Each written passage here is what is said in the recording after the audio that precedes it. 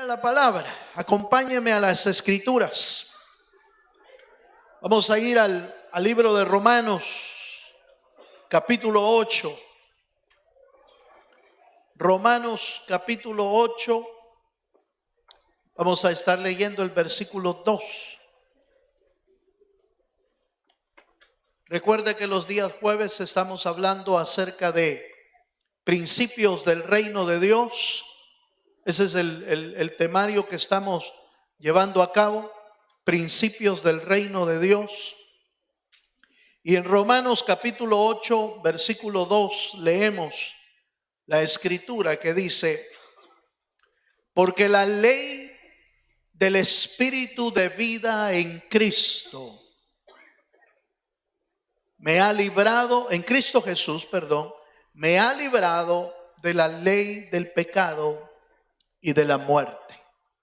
Porque la ley del Espíritu de vida en Cristo me ha librado de la ley del pecado y de la muerte. Amén. El tema de hoy se titula la ley de vida, la ley del Espíritu de vida. Podríamos presentar este tema con ese título. Y es importante, hermano, entender que hasta el tiempo en que Jesús vino, la ley que se le había dado a Moisés tenía vigencia. Hasta el tiempo que Cristo vino a la tierra, la ley de Moisés tenía vigencia hasta ese día. Y la ley de Moisés señalaba el pecado y por supuesto señalaba también la paga del pecado, que era la muerte. Y la Biblia dice que esa ley era imposible de cumplirla por causa de la carne, que era débil. Para el ser humano, ver la ley, y aunque con buen deseo y buen anhelo querían cumplir la ley de Moisés, se daban cuenta que lograban cumplir una, dos, tres, pero otra ley la quebrantaban. Lograban atender una ley, pero otra la quebraban. Y por lo tanto, la sentencia de muerte siempre los alcanzaba. No es porque la ley fuera imperfecta, sino porque la ley era para el hombre imposible de cumplirla, por cuanto la carne es débil. Yo quiero mostrarle ahí mismo, en Romanos capítulo 8, versículo 2, en el verso 3, note que lo que sigue diciendo el texto que acabamos de leer, dice el versículo 3, porque lo que era imposible para la ley, dice, por cuanto era débil por la carne, Dios, enviando a su Hijo en semejanza de carne, de pecado, y a causa del pecado, condenó al pecado en la carne. Bueno, ahí pareciera un trabalengua, pero déjeme expresárselo de esta manera. La ley de vida en Cristo vino con Él para poder lograr que el hombre fuera justificado, porque Cristo logró cumplir la ley en totalidad en su vida. Nadie más podía cumplirla. Y por eso dice la Biblia que era imposible para la ley salvar al ser humano, salvar al hombre. No porque la ley fuera mala, ni porque la ley fuera imperfecta, sino porque el hombre le era imposible cumplirla por causa de la carne. Entonces viene el Señor y trae en él una nueva ley, la ley del Espíritu. Y esa ley del Espíritu, dice en Romanos 8:2, la ley del Espíritu en Cristo me ha librado. de la ley del pecado y de la muerte. Sin lugar a duda, hermano, que el pecado se había penetrado tanto a nuestra vida que aunque a veces no quisiéramos hacer lo malo, lo hacíamos o lo hacemos. Pero cuando Cristo viene y nos hace nacer de nuevo, diga conmigo, nacer de nuevo. Dígalo una vez más, nacer de nuevo. El nacer de nuevo permite, oiga esto, permite en primer lugar que usted y yo podamos volver a tener comunión con Dios en primer lugar, porque usted y yo estábamos muertos en delitos y en pecados. Por lo tanto, no podíamos tener ninguna comunión con el Señor. ¿Por qué? Porque nuestro espíritu estaba muerto. Pero cuando Cristo viene, Él entra a nuestra vida y el Espíritu de Dios entra en nuestro corazón y nos hace nacer de nuevo. El espíritu que estaba muerto de nosotros nace de nuevo, resucita de nuevo. Y por ese nuevo nacimiento, ahora oiga esto que le voy a decir. ¿Cómo es que la ley del Espíritu opera en el creyente? Como la ley antes estaba afuera, oiga, la ley estaba afuera, nosotros o el judaísmo y todos los seres humanos veían la ley y no la podían cumplir. Pero ahora la ley del Espíritu entró a nuestro corazón, que es el mismo Cristo. Entró a nuestra vida y Él, el Señor, es el que nos da la capacidad para poder cumplir su palabra, para poder ser, hermano, hacedores de su palabra y no solamente oidores. ¿Cuántos dicen amén? Entonces aquí viene un principio sumamente importante para la vida de todo creyente: nacer de nuevo. No hay restauración de vida si no se nace de nuevo. No hay cambio de vida si no se nace de nuevo. No hay comunión con Dios si no se nace de nuevo. Entonces usted comprenderá que el nuevo nacimiento es vital para el creyente, porque si no se nace de nuevo, nunca vamos a poder caminar en las cosas del Señor como Dios manda. Entonces veamos un detalle importante. Acompáñenme por favor a Juan capítulo 1 versículo 12. Y ahí encontramos la importancia del nuevo nacimiento. Juan capítulo 1.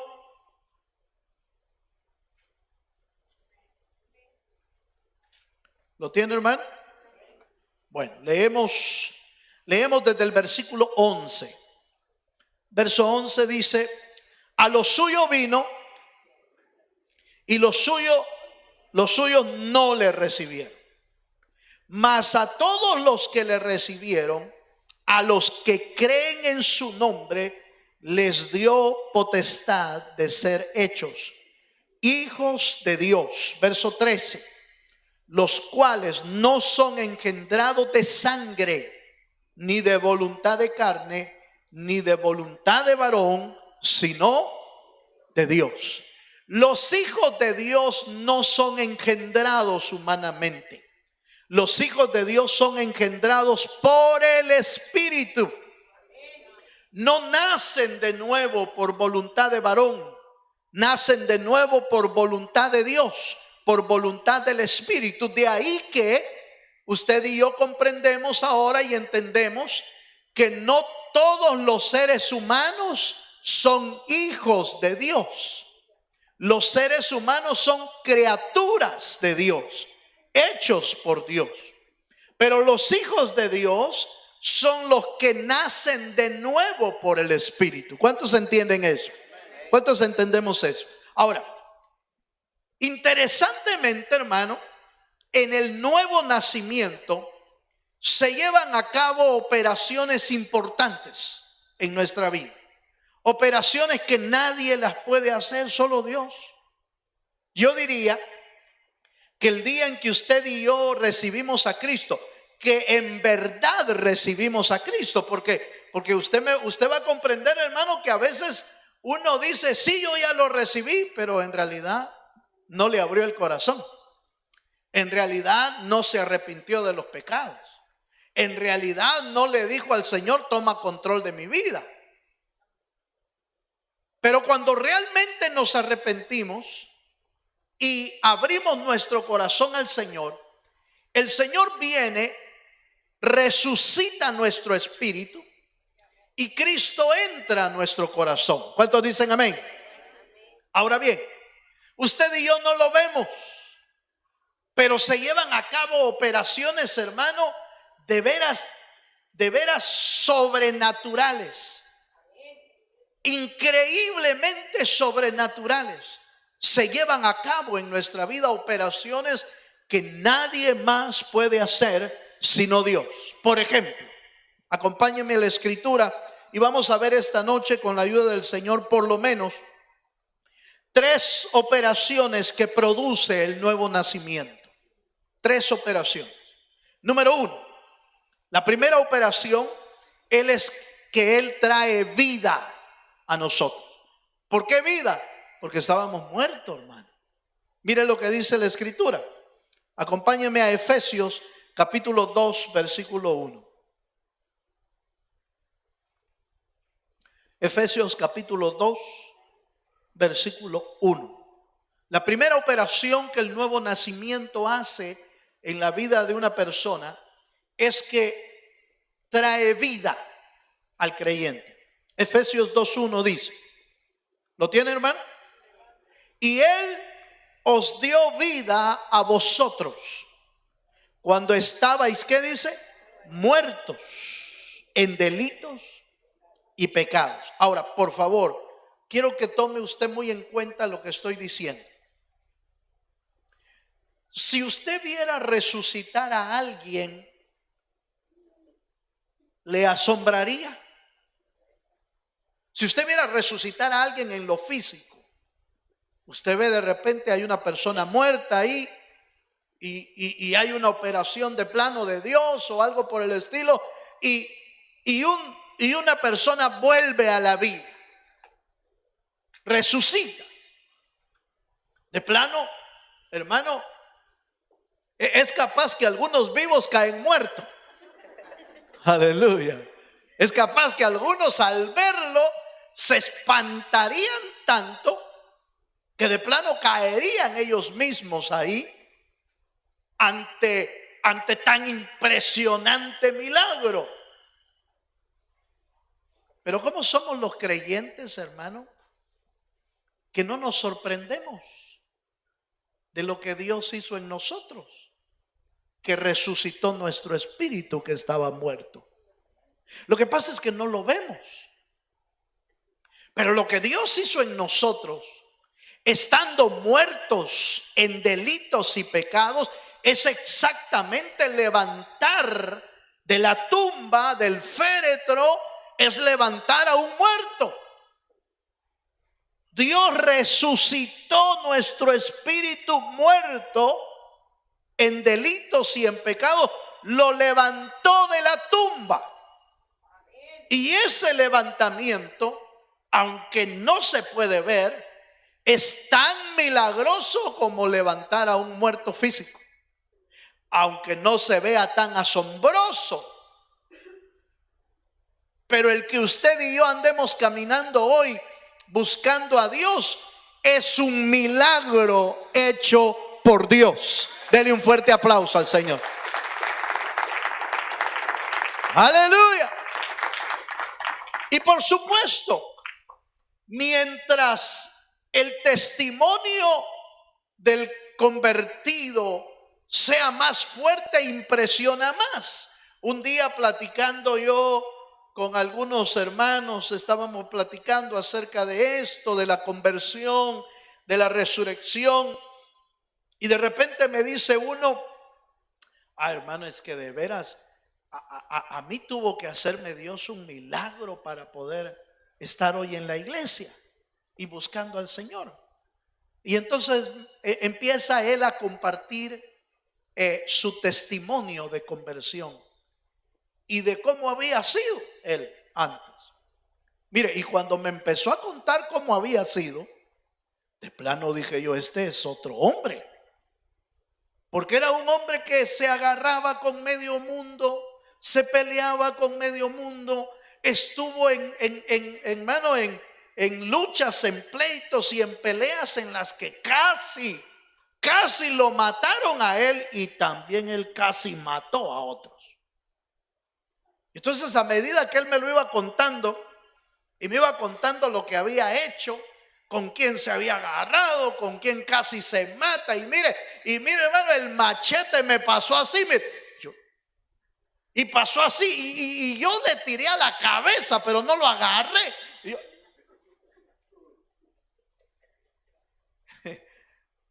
¿Y cómo terminó? No le puedo contar toda la historia ahí, pero cuando, a medida que me lo iba contando, yo iba diciendo, Dios mío, este hombre hoy no es ni la sombra de lo que me está contando que era. Y como ahí había su pariente, entonces yo volteaba a ver al pariente y le decía, ¿es cierto? Me dijo, y era. Y el pariente confirmaba que era cierto, así era de terrible el hombre sin Dios. Pero al verlo uno hoy compartir la palabra, al verlo uno hoy evangelizar, al verlo uno hoy servir al Señor, uno dice de plano, este siempre fue un angelito. Pero lo que no sabe uno es la resurrección que el Señor tuvo que hacer en la vida de ese hombre para que hoy sea llamado hijo de Dios y pueda ser llamado una nueva criatura. Qué operación la que Dios tiene que hacer, trayendo, hermanos, de muerte a vida a nuestro espíritu. ¿Cuántos dicen amén?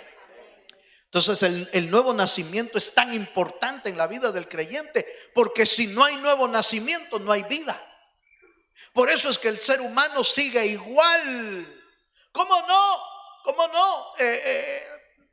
Con algunas palabras de cristiano, pero no cambia. ¿Pero por qué no cambia? Porque no ha habido vida en él. Y la vida solo puede venir cuando el Cristo viene y resucita el espíritu muerto. Y además de resucitarlo, se queda él también ahí adentro, el Cristo. El espíritu del Cristo se queda ahí adentro también. Por eso trae vida. Note por favor, acompáñenme a otro versículo. Ahí mismo en Efesios, en el capítulo 5, en el versículo 2, nos da a entender cómo vive el nacido de nuevo. Y va a ver usted que el nacido de nuevo tiene una vida diferente. Efesios 5, 2. ¿Lo tiene, hermano? Oiga lo que dice. Y andad en amor, como también Cristo nos amó y se entregó a sí mismo por nosotros, ofrenda y sacrificio a Dios en olor fragante. Andad en amor. Nos da a entender, hermano, que el creyente, el nacido de nuevo, le dan vida no para seguir viviendo como antes. Le dan vida para que tenga una nueva forma de vivir. ¿Cuántos dicen amén? Una vida que se convierte en olor fragante para Dios. Una vida que da aroma fragante para el Señor. Ese tipo de vida es el que Dios nos da cuando nos hace nacer de nuevo. Usted ve al Cristo, hermano, vivir una vida para Dios el Padre. Usted ve al Cristo vivir una vida en obediencia para el Señor. Y ese es el tipo de vida que Él vino a darnos. Yo vine a darles vida, dice la Biblia, dice, el diablo vino para matar, robar y destruir. Mas yo he venido, dice la Escritura, para dar vida. ¿Y qué, hermano? Vida en abundancia. Es decir, vida de bendición. Cuando hablo de abundancia, no me estoy refiriendo a una vida con dinero, a una vida con propiedades, a una vida con bienes. No me estoy refiriendo a eso. La vida abundante de Dios significa que el creyente ha sido dotado por la vida de Dios, ha sido dotado de todos los bienes espirituales que Dios tiene para nosotros.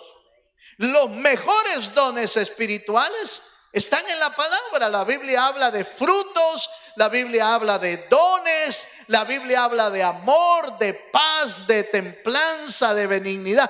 Todos esos bienes espirituales son, hermano, se pueden vivir por el nuevo hombre, por el nacido de nuevo. Se pueden vivir. ¿Por qué? Porque el Señor lo está dotando de todo eso. Entonces, hermano, oiga esto que le voy a decir.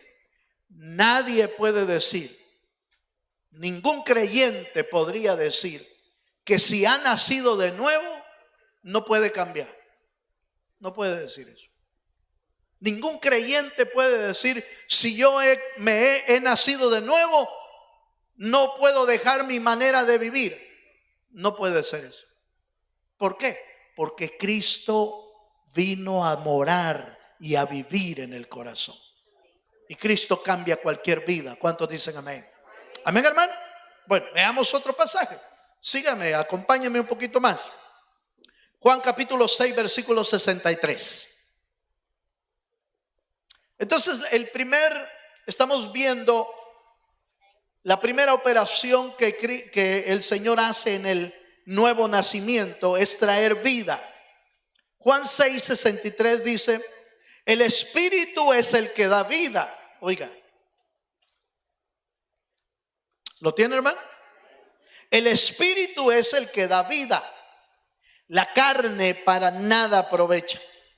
Las palabras que yo os he hablado son ¿qué? Espíritu y vida. Oiga eso, hermano. Entonces fíjese, hermano, que el que ha nacido de nuevo,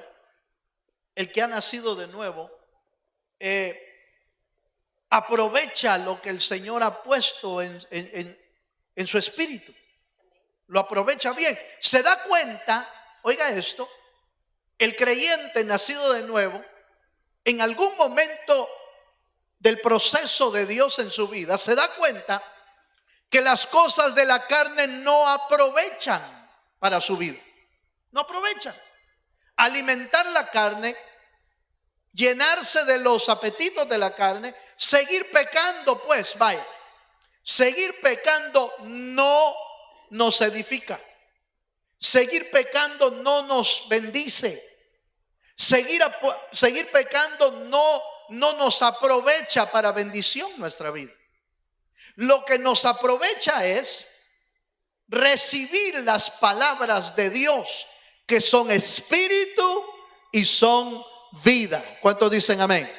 El apóstol Pablo lo dice de esta manera y dice, no, hermano, no satisfagáis las obras de la carne. No proveáis para la carne, como diciendo, no le des de comer a la carne.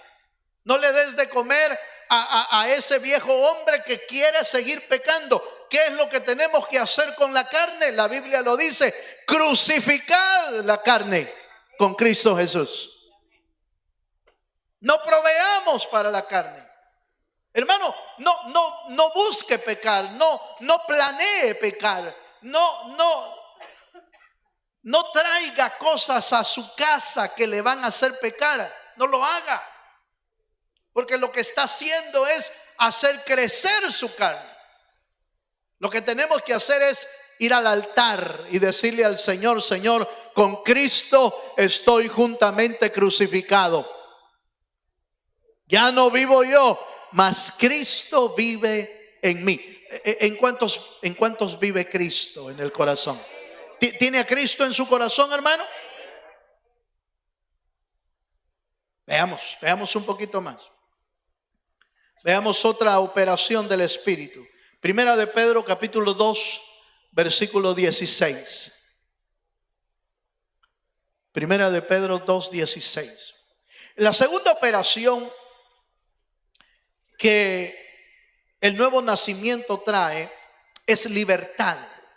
¿Por qué? Porque estábamos esclavos. La Biblia habla de que estábamos esclavos y trae libertad. Primera de Pedro, capítulo 2, verso 16. Amén, hermano.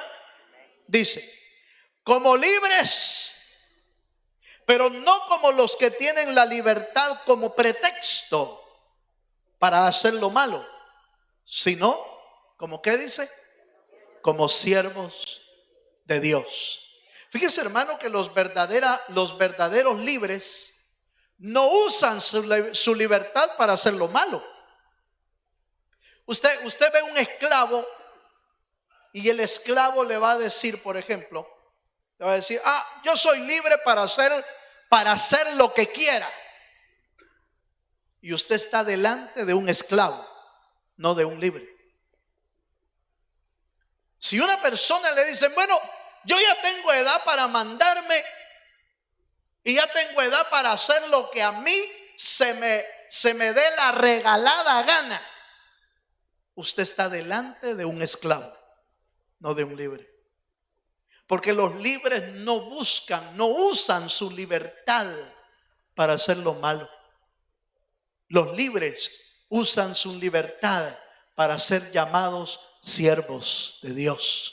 Y los siervos de Dios son gente obediente al Señor. ¿Cuántos están de acuerdo conmigo? Los siervos de Dios son obedientes. La gente que quiere servirle a Dios se vuelve obediente a Dios. No le dice al Señor: Señor, hoy no tengo ganas de ir al culto. Aleluya.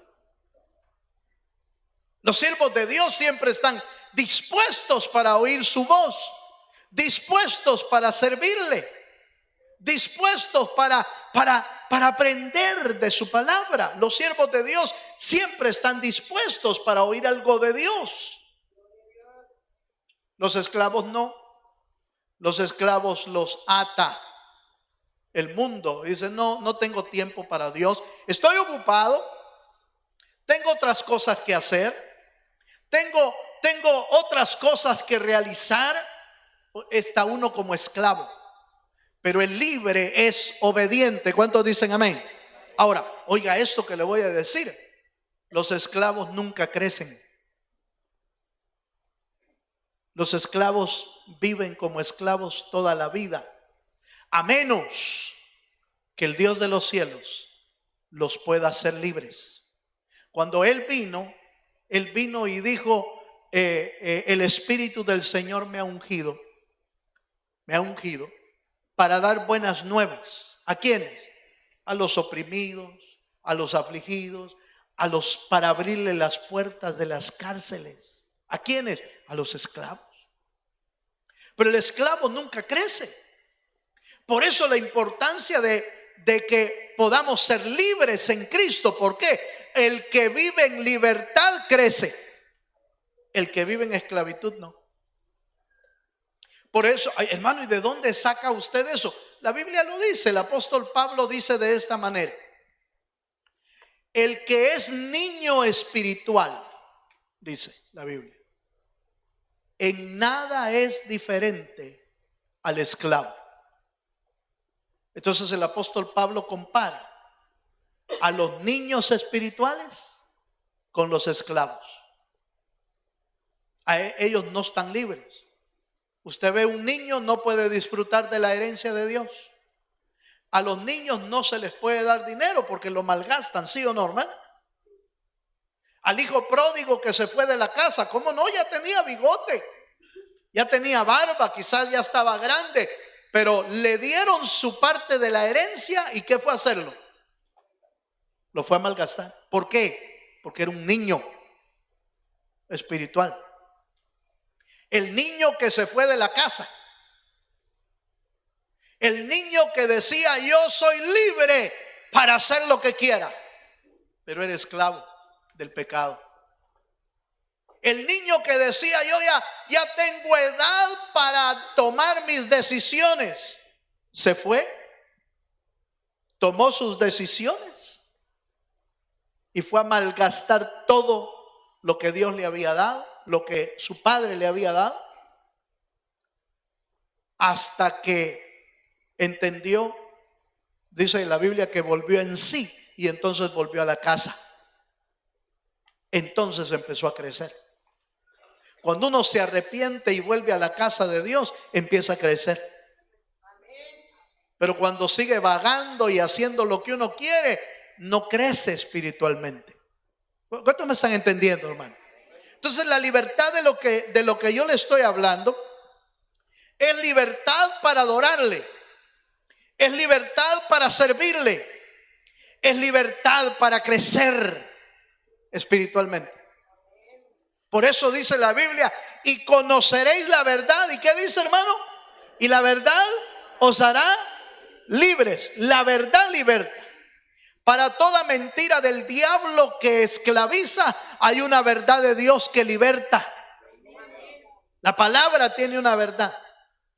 Por eso usted y yo debemos amar la verdad de Dios. ¿Por qué? Porque mientras más amamos la verdad, más libres vamos a ser. Más libres del pecado, más libres de las obras del diablo, más libres de las obras de la carne. Vamos a ser más libres. Cuando Cristo vino y nos hizo nacer de nuevo, el Señor empezó una operación de libertad en nosotros.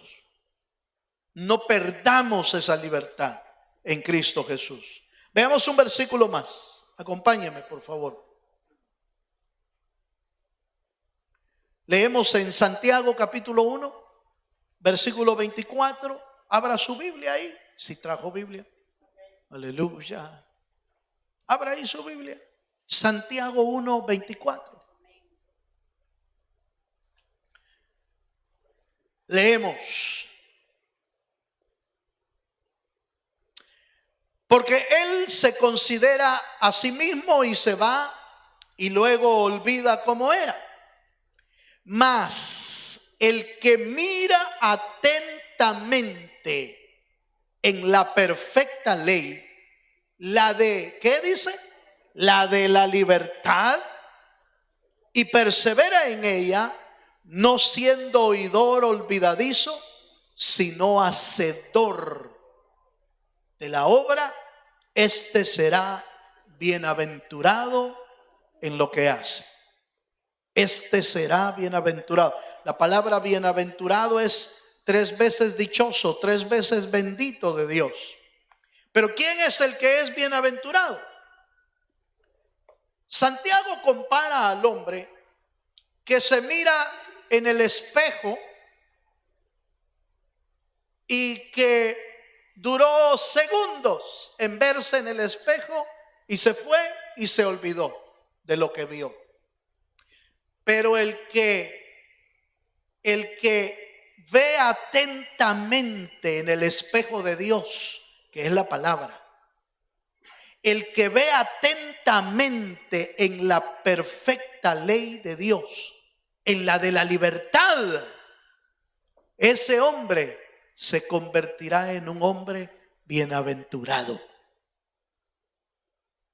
¿Quién es un hombre bienaventurado? Entonces, el que atiende la palabra de la libertad, la palabra que nos hace libres, la palabra que nos va haciendo libres en todas las áreas, hermano, porque resulta que la Biblia, hermano, tiene el consejo para todas las áreas de nuestra vida. ¿Qué área usted necesita ser prosperado? ¿En qué área usted necesita ser mejor? ¿En qué área usted necesita ser libre de algo? Véanlo en la palabra. En el hogar, la palabra de Dios tiene el consejo para el hogar. En el trabajo, la palabra de Dios tiene el consejo para el trabajo. En sabiduría,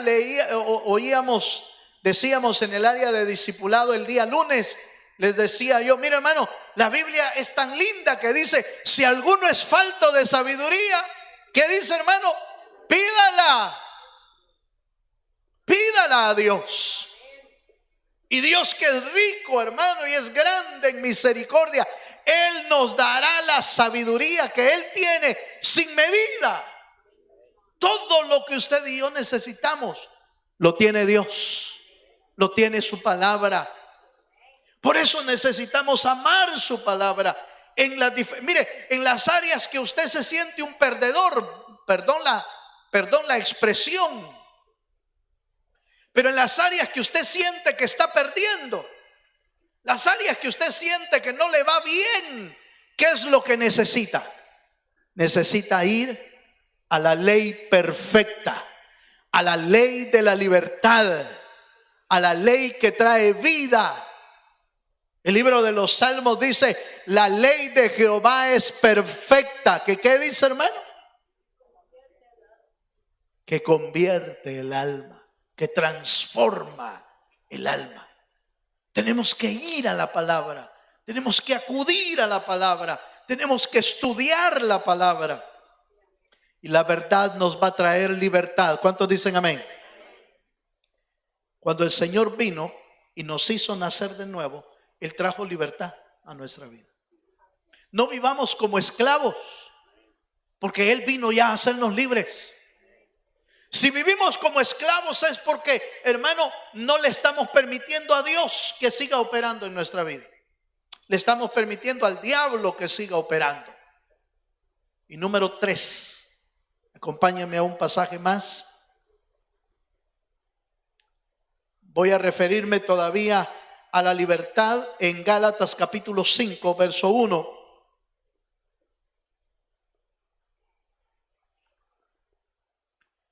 Gálatas 5:1, y voy a leer luego el versículo 13. Gálatas 5:1 dice: estad pues firmes, oiga, en la libertad con que ¿qué? Con que Cristo os hizo libres, y no estéis otra vez sujetos al yugo de esclavitud. Entonces note por favor el verso 1. ¿Quién nos liberó, hermano? Cristo. Cristo nos hizo libres. Estemos firmes, dice. El verso 13 dice, porque vosotros, verso 13, porque vosotros, hermanos, a libertad fuisteis llamados. Otra vez, solamente que no uséis la libertad como ocasión para la carne, sino servíos por amor los unos a los otros. Quiere decir entonces que el hombre libre es el que puede servir. La persona libre es el que puede usar los dones que Dios le da. Y si no, mire qué tan fácil es, hermano. Cuando un esclavo tiene un don, piensa que es el mejor hombre de todo el universo.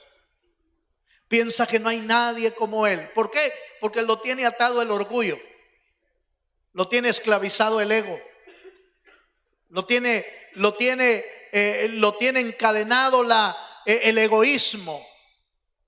Y él piensa que solo él puede hacer las cosas. Entonces no crece. No puede servir bien el que esté esclavo. Pero el que es libre tiene un don y lo pone a la disposición del pueblo de Dios. Y dice, no, esto no es mío, esto es de Dios.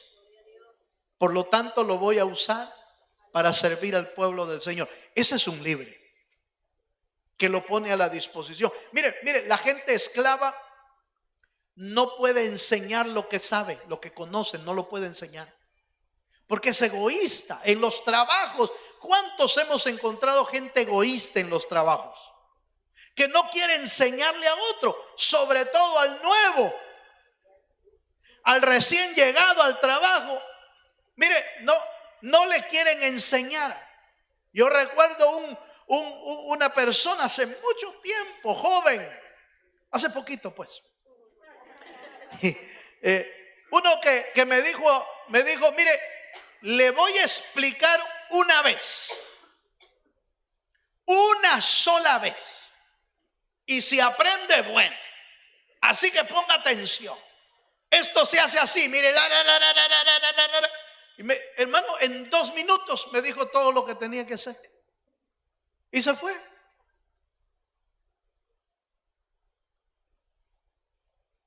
Pero de repente apareció de plano uno enviado por Dios, ¿va? Y me dijo, ¿qué tal? ¿Tú eres el nuevo? Sí, soy el nuevo. ¿Y en qué posición estás? Vaya. ¿Y ya te dijeron lo que tienes que hacer? Pues vino uno y me lo dijo en 2 minutos y se sonrió.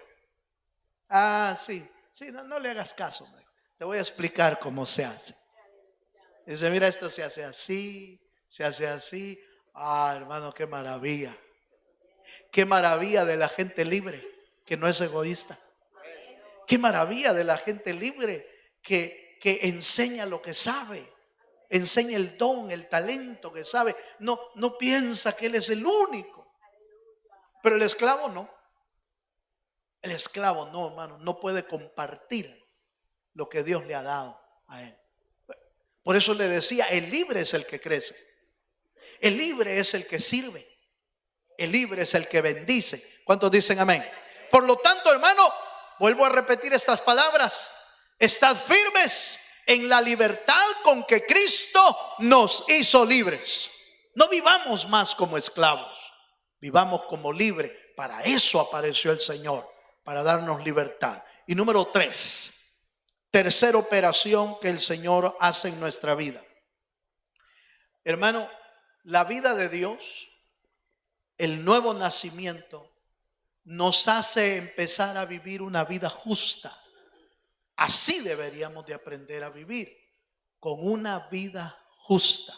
Se lo voy a plantear de esta manera. Cuando el Señor vino, nos perdonó nuestros pecados, ¿sí o no, hermano? Nos perdonó nuestros pecados. Nos perdonó todas las deudas. Por lo tanto, ¿qué debemos hacer nosotros? Si eso es justo, lo que Dios ha hecho con nosotros es un acto de amor, un acto de justicia que lo hizo Él, porque Él fue el que pagó. ¿Qué tenemos que hacer nosotros con los demás? Con los que nos han ofendido. Aleluya. Perdonar. Aprender a perdonar. Por supuesto, se perdona,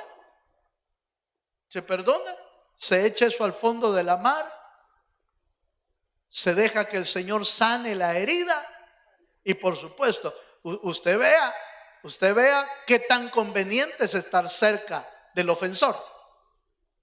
Usted calcule, porque si aquel no lo cambió Dios, entonces va a agarrar otro palo y le va a volver a dar, ¿verdad? Sí, por eso usted ve que cuando ¿cómo se llama Jacob? Se arreglaron las cuentas con su hermano Esaú. Se perdonaron los dos. Se perdonó Jacob y Esaú. Al fin y a cuentas, Esaú perdonó a Jacob y volvieron a tener paz. Pero nunca más volvieron a estar cerca. Cada uno agarró su camino. Se perdonaron. Empezaron a vivir a cuentas entre ellos, pero cada uno agarró un lugar diferente. Hay gente con la que es mejor estar así, mire, para que no le pegue otro garrotazo. Solo para eso. Ahora, si sana a los dos, gloria a Dios, entonces pueden hacer uno un Mahanaim, ¿verdad? Que es campamento de dos. Y volver a tener paz, gloria a Dios por eso. Pero usted calcule si el otro fue sanado, si el otro fue libre también, para que no lo vuelvan a golpear. Nada más para eso. pero su corazón no puede tener preso a nadie. Tenemos que aprender a perdonar. ¿Cuántos dicen amén? Veamos un versículo para la justicia. Es un poquito más amplia la parte de la justicia. Deuteronomio capítulo 16 verso 20 nos habla de la justicia. Por supuesto, la justicia no es solo perdonar a los que nos han ofendido, porque así nos perdonó Dios. La justicia es mucho más amplia que eso también. Y Deuteronomio 16 20 dice, ¿lo tiene, hermano? La justicia seguirás. ¿Para qué? Para que vivas y heredes la tierra que Jehová tu Dios te da. Entonces la justicia es importante para el creyente, para poder heredar las cosas de Dios en nuestra vida. A veces Dios, hermano, quiere enviar bendiciones. A veces Dios quiere enviar su herencia para nuestra vida. Pero si no vivimos en justicia, si no aprendemos a vivir en justicia, podemos perder esas herencias. La vida justa es la que hace que el Señor pueda enviar su provisión, puede enviar su bendición sin que nadie te acuse, sin que el enemigo te acuse. Cuando usted y yo estamos caminando fuera de la justicia, entonces el diablo puede señalarnos, puede acusarnos. La bendición de Dios se detiene porque no estamos caminando en la justicia. Pero cuando caminamos en la justicia, el Señor envía su herencia, envía su bendición y nadie puede detener la bendición que Dios tiene para tu vida. No importa que allá en el cielo se esté peleando una batalla como en el tiempo de Daniel, que el arcángel Miguel estaba peleando contra uno de los príncipes de Persia y de Grecia y la bendición no bajaba. Pero cuando caminas en justicia, mire, se puede tardar la bendición, pero la bendición va a llegar. Espérela, porque la bendición va a llegar. Porque si Dios lo prometió, Dios lo va a cumplir. Dele un fuerte aplauso al Señor Jesucristo. Yo termino. Hagamos un recuento rápido.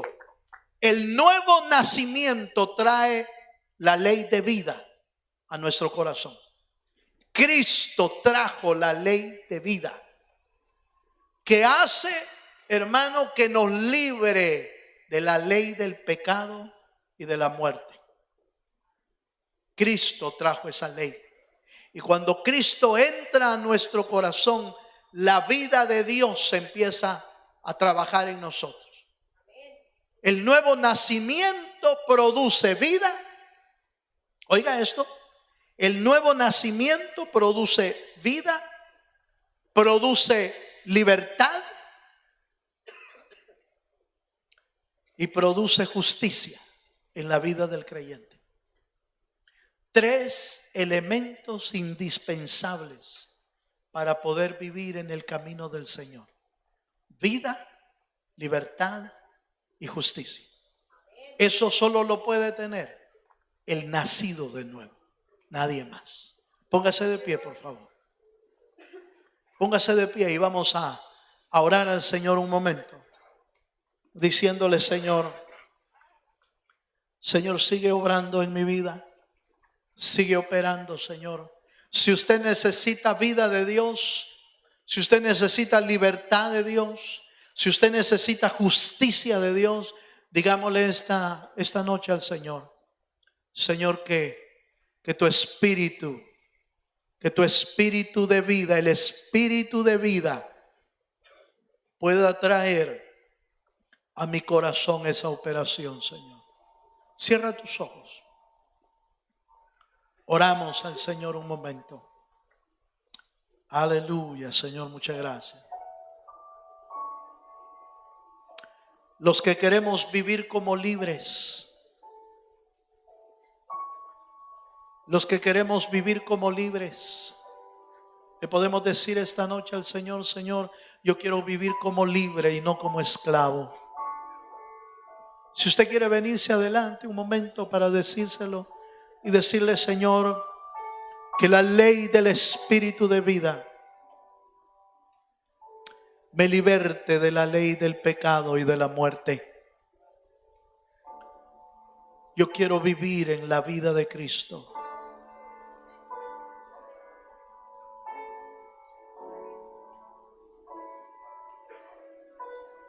Oh, sí, Señor Jesús.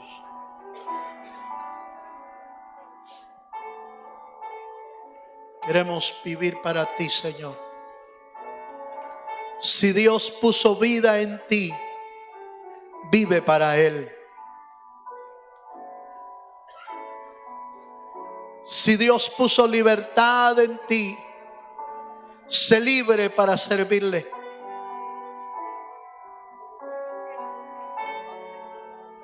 Si Dios ha puesto justicia en ti, sé justo para heredar su bendición.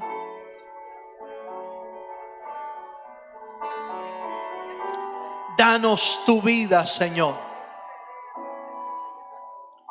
¿Te animas a decirle: oh, sí, Señor Jesús?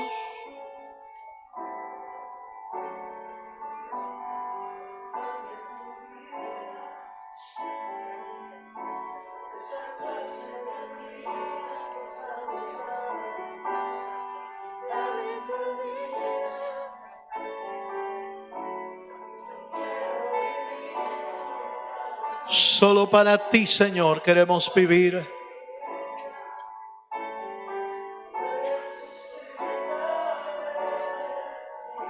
Aleluya.